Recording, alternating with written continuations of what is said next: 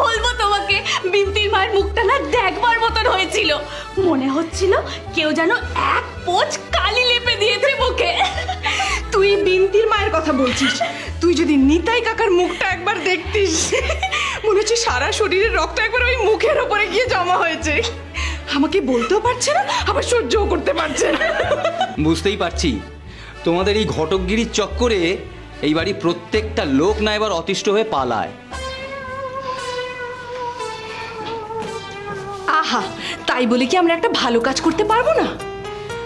বিন্তির মা আর বাচ্চুর বাবা অবুঝ হলেও আমরা একটা ভালোবাসা শেষ হতে দিতে পারি? সেটাই তো। আপনি একবার বিন্তি আর বাচ্চুর কথাটা ভাবুন তো।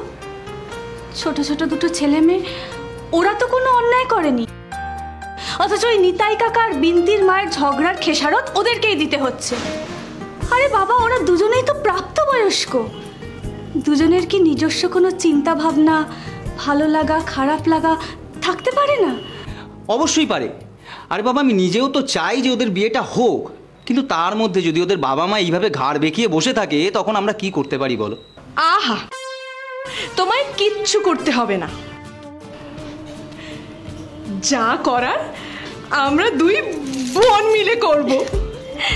আর এই বেঁকা ঘাড়কে কিভাবে সোজা করতে হয় সেটা আমি খুব ভালো করে জানি।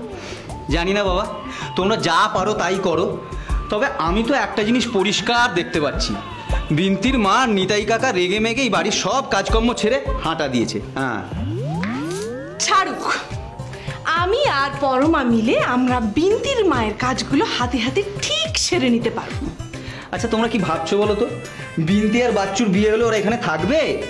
তখন ওদের পাক না গজাবে, দেখবে সব কটা পালিয়েছে, তখন আমার গাড়িটা কে চালাবে শুনি?